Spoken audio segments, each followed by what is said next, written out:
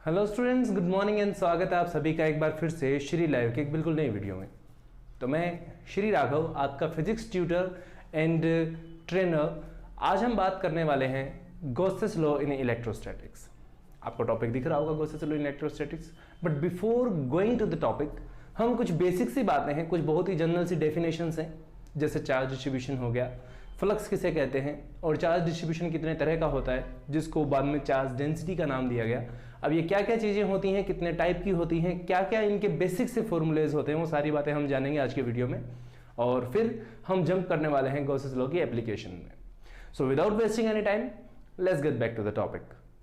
तो देखिए, सबसे पहले तो गॉसेस लॉ को समझने से पहले हमें पता होना चाहिए कि किसी भी सरफेस के ऊपर जो चार्ज डिस्ट्रीब्यूट होता है वो कितनी तरह से हो सकता है। मैंने कहा सरफेस, बट एक्चुअली ये जो टर्म है ये सरफेस के साथ में linear charge distribution, surface charge distribution और वॉल्यूम चार्ज डिस्ट्रीब्यूशन तीनों को कंसिस्ट करती है। तो सबसे पहले हम बात कर लेते हैं कि चार्ज डिस्ट्रीब्यूशन कितने तरह का हो सकता है। देखिए, चार्ज डिस्ट्रीब्यूशन बेसिकली दो टाइप का हो सकता है। वो हो सकता है कंटिन्यूस चार्ज डिस्ट्रीब्यूशन और मे बी द डिसकंटिन्यूस और अब्रप्ट चार्ज डिस्ट्रीब्यूशन। ये दो तरह का हो सकता है। कंटिन्यूस, जैसे कि आपको नाम से समझ पा रहा है कि कंटिन्यूस का मतलब है कि पूरा का पूरा जो चार्ज डिस्ट्रीब्यूशन होगा किसी भी सरफेस पे या किसी भी वॉल्यूम में या फिर किसी भी लाइन सेगमेंट में, तो वो हर पॉइंट पे सेम होने वाला है। ये बात बहुत ही बेसिक सी है, समझने वाली है। जैसे कि मान लीजिए, समझ लीजिए कि आपके पास कोई कप है और आप उसमें पानी भर रहे हैं। अब आप जो ये पानी भर रहे हैं तो कप के हर एक एंड पे उसके कंप्लीट वॉल्यूम में जो पानी का डिस्ट्रीब्यूशन होता है वो कैसे होता है, बराबर होता है। कभी भी ऐसे नहीं होता कि कप के एक साइड में पानी ऊपर चढ़ जाए, दूसरी साइड में बिल्कुल ही नीचे है, ऐसा कभी नहीं होता है। यानी पूरा का पूरा डिस्ट्रीब्यूशन कैसा होता है, कंटिन्यूअस होता है। अब्रप्ट डिस्ट्रीब्यूशन को कैसे समझते हैं, जैसे कि रेत के पार्टिकल पड़े हुए हैं किसी भी फर्श पे, तो हो सकता है किसी जगह पे डस्ट पार्टिकल्स ज्यादा होंगे, किसी जगह पे कम हो सकते हैं। ये अब्रप्ट चार्ज डिस्ट्रीब्यूशन है। लेकिन गॉसेस लॉ को पढ़ने के लिए हम यूज करते हैं कंटिन्यूस चार्ज डिस्ट्रीब्यूशन टर्म्स को। तो कंटिन्यूस चार्ज डिस्ट्रीब्यूशन में होता क्या है कि किसी भी सरफेस पे या किसी भी वॉल्यूम में या फिर किसी पर्टिकुलर लाइन सेगमेंट में अगर आपका चार्ज डिस्ट्रीब्यूट हो रहा है तो ये पूरा का पूरा कंटिन्यूस होता है, यानी हर एक पॉइंट पे बराबर होता है। बिल्कुल वैसे ही जैसे ग्लास में आपने पानी भरा था, बिल्कुल वैसा ही होता है। अब इस चैप्टर में गॉसेस लॉ को समझने के लिए हम बात करने वाले हैं सिर्फ और सिर्फ कंटिन्यूस चार्ज डिस्ट्रीब्यूशन के लिए, जिसको नॉर्मल टर्म्स में हम चार्ज डेंसिटी कहेंगे।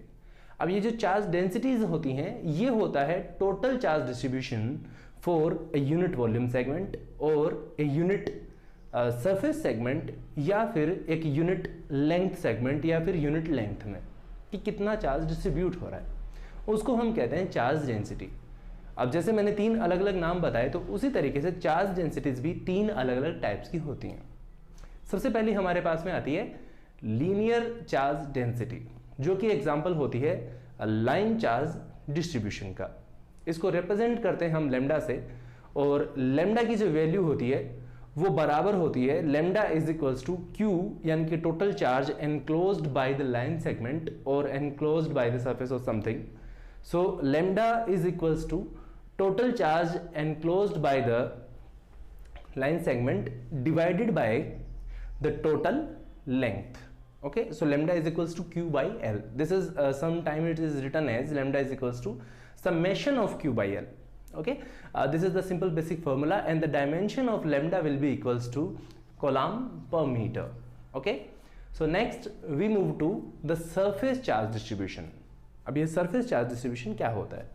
देखिए, सरफेस चार्ज डिस्ट्रीब्यूशन को हम पर्टिकुलरली शो करते हैं सिंबल सिग्मा से, और सिग्मा बराबर होता है total charge enclosed by the surface divided by the total surface area.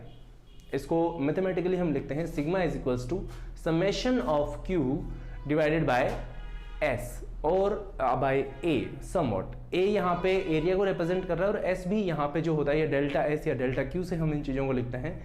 Then ये किसको रिप्रेजेंट कर रहे होते हैं, टोटल सरफेस को रिप्रेजेंट कर रहे होते हैं। डायमेंशन यहाँ पे जो सिग्मा होता है उसकी डायमेंशंस आती हैं, आपके पास में जो यूनिट्स होती हैं वो आती हैं कोलॉम्ब पर मीटर स्क्वायर। नेक्स्ट हम मूव करते हैं वॉल्यूम चार्ज डिस्ट्रीब्यूशन की तरफ। तो ये वॉल्यूम चार्ज डिस्ट्रीब्यूशन क्या होता है?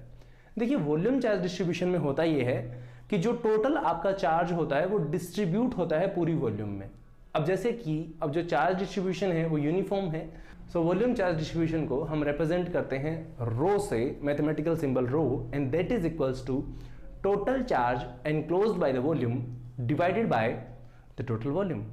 Somewhat mathematically it is written as rho is equals to summation of Q या फिर क्यू अपॉन वी.